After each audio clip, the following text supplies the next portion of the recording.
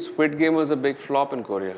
Do you know that? Is it? I did not know. I mean, not flop. I wouldn't say Till it became flop. a huge global success elsewhere, Yeah, it was a flop. It's it's like you see something about your own folklore in your country. It gives you obviously go through a little bit of anxiety through that phase, but you know, it always comes down to how passionate about you are about the thing you're doing. At home, they don't even know I'm going through that stress. Really? So I am not very vocal about it. I'm someone who kind of deals with it. If it's going to be loud, then I'm out of it. If there's going to be a realistic, subtle, nuanced performance, then I'm in for the ride. It's great, but there are certain things that you feel like it's a little jarring to the senses. It's a little you have people dancing and it's like this music and dance thing, and then just by the way, the people who are dancing there they get awards.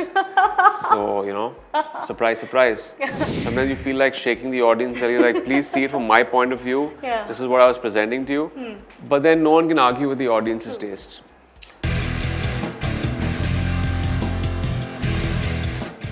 Hi guys, I'm sitting with one of the most talented actors of this generation and someone who has been pushing the envelope with each of his films.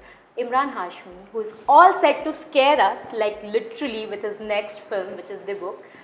So firstly, welcome to Bollywood Bubble, Emraan. Thank you. I have to say, I was scared because I'm a scared person in general. Yeah. And especially... Do you watch horror films? You don't watch horror films? I do, but I need someone with me so that I need can someone scratch with you. that person completely. Oh, nice. Poor thing. Because I'm very scared that way. Okay. So before I begin, for the promotion, they had something downstairs, and when I went there, one thing that I realized was that we fear the unknown. Like, it's not like we are scared in general of ghosts. It's just that we don't know what's coming, and that's why we are scared. As Emraan, I want to know, what is it?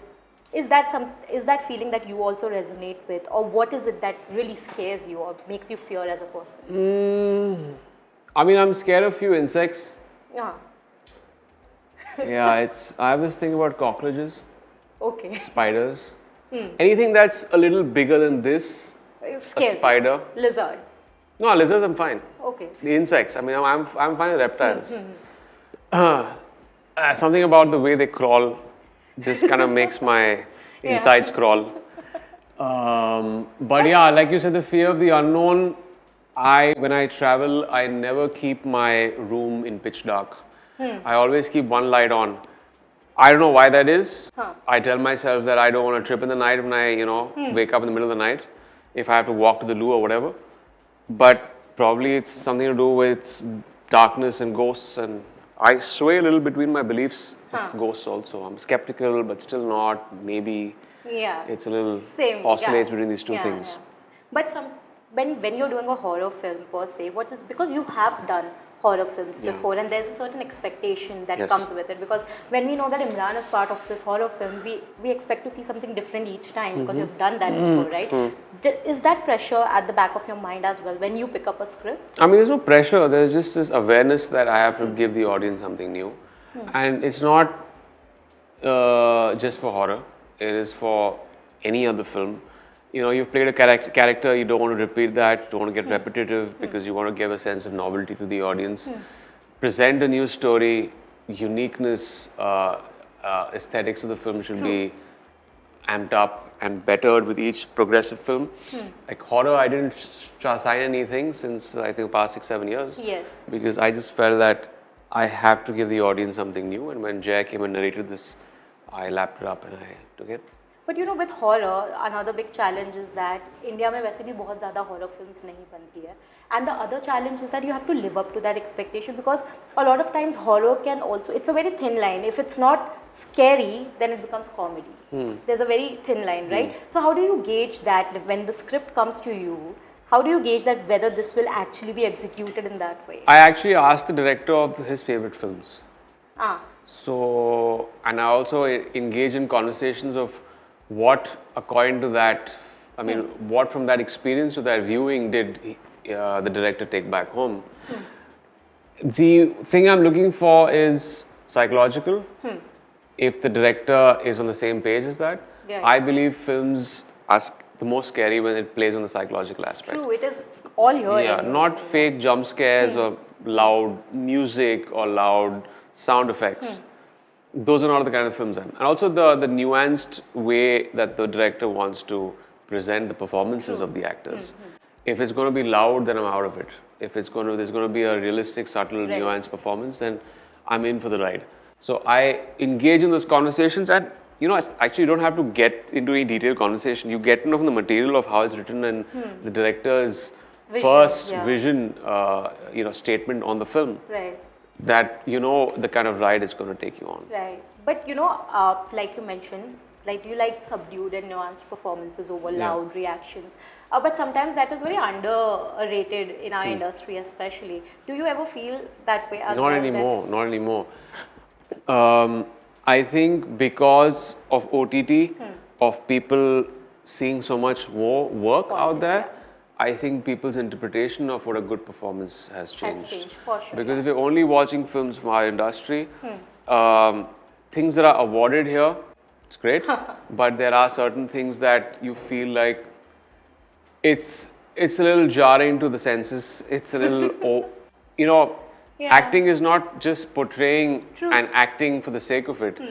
If you see any, you just see a person act there, then it defeats the purpose. There has to be an absence of craft. True. Like you should not be able to tell that the person is acting. He or she is the character, which the West does beautifully, which we haven't mastered yet here.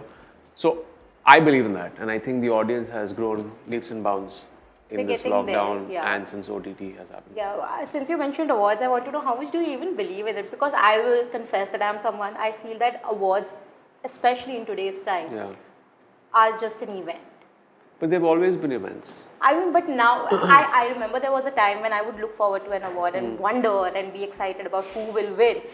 Maybe because I was very new at that point, right? Yeah. Now, today when they say awards, I'm just like it's exactly like I laugh it off. It's like that. Event. So how do you see It's like an entertainment event. It's like, we like festivals. We like, grandeur and, TV ratings and you get a bunch of stars together and, Bollywood is about entertainment, right? Yeah. You got to entertain. So you have people dancing and it's like this music and dance thing. And then just by the way, the people who are dancing there, they get awards. So, surprise, surprise. So, I mean, it's a problem. There's nothing wrong with that. No, there's a problem if you delude yourself that you actually got that award on merit. It's basically for your presence there. True. So you got to understand now that. it's getting clearer for the audiences as well that it's nothing related to merit at all. But tell me, do you see the way scripts are being offered to you today? Do you see a change in that? Because of course things have changed, like you mentioned, because of OTT. Today there are better choices. But are those choices also coming to you? Like, do you see a change in that? Yeah, I mean, these films that I've released right now also done some great films, some interesting concepts that you wouldn't have even dreamt of these films being made 10 years back or 15 years back. But right now, people are really pushing the boundaries and trying something new and doing something different with scripts, presenting it, visualization. It's very important to stand out from the crowd also, right? Because when you come out on OTT also right now, there's so much content out there. Everyone's screaming for your attention. How do you bag the audience's attention without putting out something new and unique? No, but even if we look at your journey as an actor as well, you've always constantly tried to do different things, be it a Shanghai or a footpath even. I mean, it's an underrated performance of yours, is what I believe. But it's always convenient to box people, right? Like, okay, he or she can only do this or he or she can only do that. How did you wade your way through that? Because saying no to being typecast as well as a huge challenge, I know that. So how did you, I mean, if you had to describe that journey for yourself, how was it? Or being typecast? Yeah, I mean to break away from that. No, I think it was important for me as a performer to know that I can't constantly be. I mean, there was a point where I felt that it was only serving a purpose of films being successful and producers wanting to cash in. But I felt for me as a performer, I was not coming back home fulfilled. I was coming back home feeling empty. And I felt that I must change and do something different for my audience, for my sake, even though there'll be a breeding phase. When you do something different, the audience also somewhere feels like, oh, okay, we've never seen him do this. And it takes some time for the audience to shift gears and understand you're doing something new and different and pitching something new.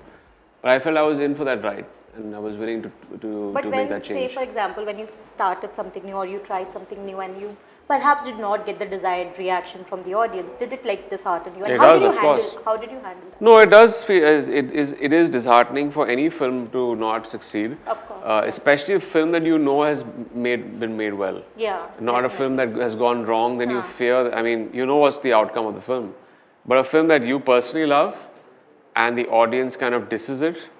Sometimes you don't understand it. You find it unfair. Sometimes you feel like shaking the audience, telling you like, please see it from my point of view. Yeah. This is what I was presenting to you. But then no one can argue with the audience's taste.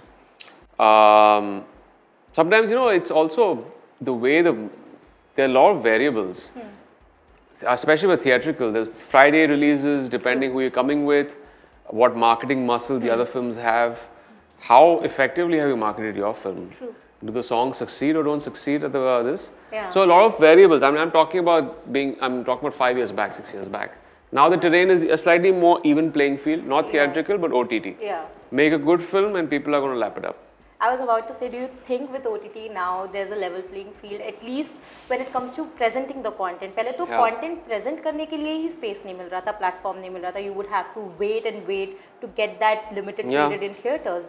Have you suffered that as well?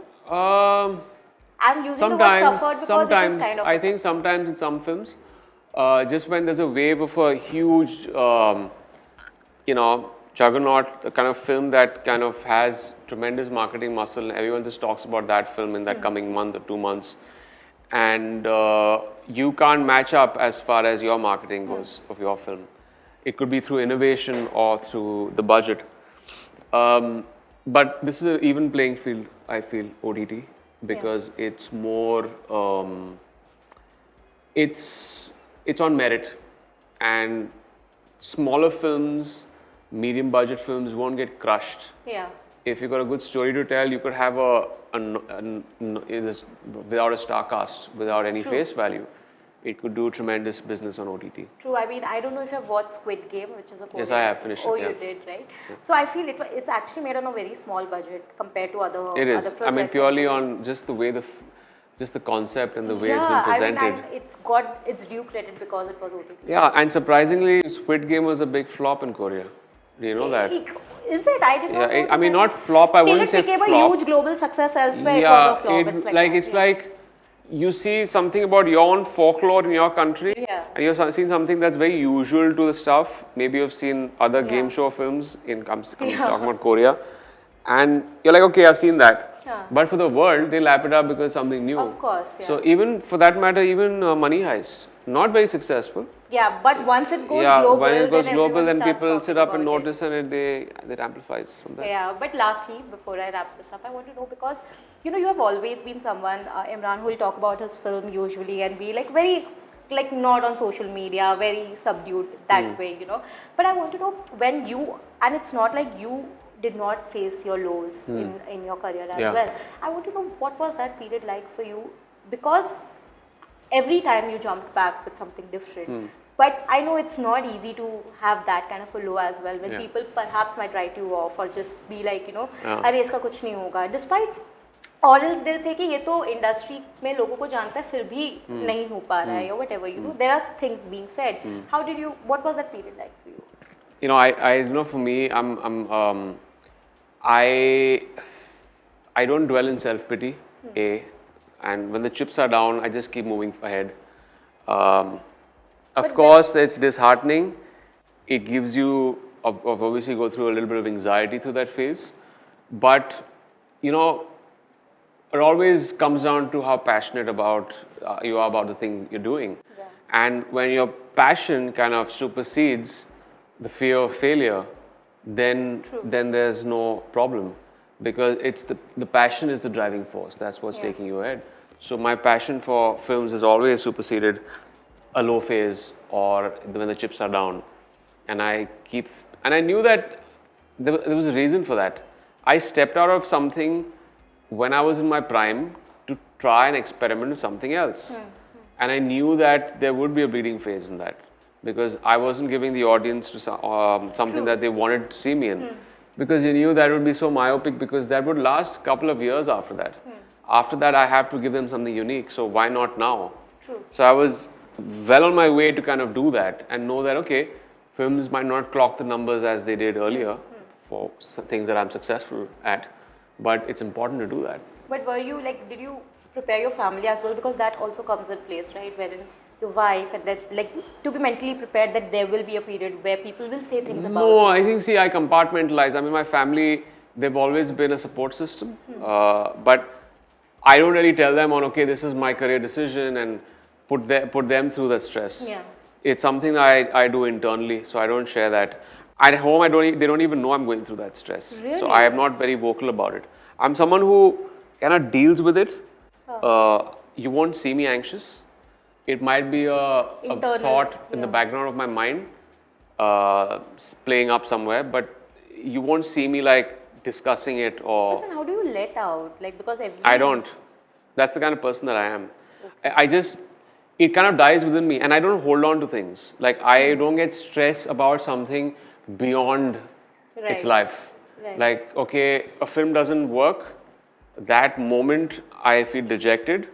It might last a couple of hours or probably a day or two and I'm out of it. Then you move on. Yeah, then I don't think about it because Then it's the an next outcome. It's done. Yeah. I mean, there's no point mulling over that. It's done. It's done. Okay, great. On that note, Dybbuk is releasing on 29th of 29th October. on my birthday. Oh, your birthday? Yeah, Okay. it's releasing on 29th. 29th October. Yeah. And I'm sure, like, I just got scared because of that small skit there. I'm going to get scared watching it. Yeah. And I'm sure everyone is going to love it as much.